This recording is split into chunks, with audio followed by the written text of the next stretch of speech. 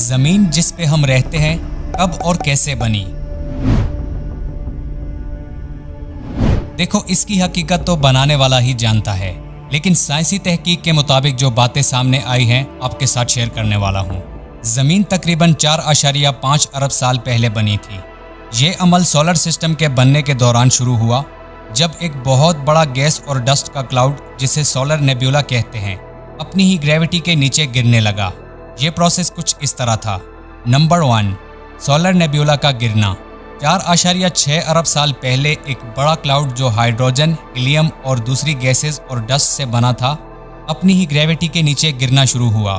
اس cloud کے گرنے کے نتیجے میں ایک بڑا ڈسک بن گیا، جس میں سارا میٹیریل سرکولیٹ کرنے لگا۔ اس پروسیس کے درمیان سب سے زیادہ میٹیریل ڈسک کے مرکز میں اکٹھا ہو گیا اور اس سے ہمارا سورج بنا۔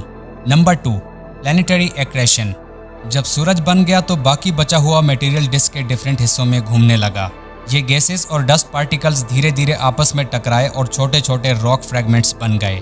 یہ چھوٹے فریگمنٹس پھر آپس میں جڑتے گئے اور بڑے آبجیکٹس یا پلانیٹزملز بننے لگے۔ زمین بھی ایسے ہی ایک پلانیٹزمل کے اکٹھا ہونے سے بنی۔ Number 3، heat and differentiation.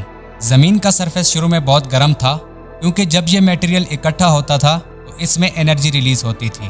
زمین کے اندر کا حصہ میلٹ ہو گیا اور زمین لیئرز میں ڈیوائیڈ ہو گئی، ایک کور یعنی مرکز، ایک مینٹل اور ایک کرسٹ۔ ہیویئر میٹلز جیسے کہ آئرن اور نکل زمین کے سینٹر میں چلے گئے، جبکہ لائٹر میٹیریلز کرسٹ اور سرفیس پر رہے۔ نمبر 4، تھیا کولیجن یعنی چاند کی بنیاد۔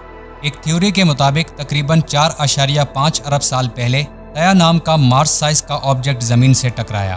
اس کولیجن کے نتیجے میں بہت سارا میٹیریل اسپیس میں نکل گیا، جو بعد میں اکٹھا ہو کر چاند بن گیا۔ یہ ٹکراؤ زمین کو اور زیادہ گرم کر گیا اور اس کی فارمیشن کا حصہ بنا۔ نمبر 5، سرفیس ٹھنڈا ہونا اور کرسٹ کا بننا۔ جب زمین دھیرے دھیرے ٹھنڈی ہونے لگی تو اس کا آؤٹر سرفیس سولیڈیفائی ہو گیا۔ پہلی اوشنز بھی اسی وقت بنی، جب زمین کے سرفیس پر پانی کنڈینس ہونے لگا۔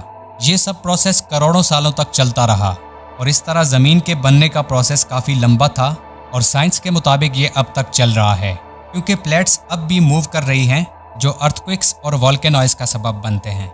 یہ تھی ہماری خوبصورت ارتھ کی انٹرسٹنگ سٹوری۔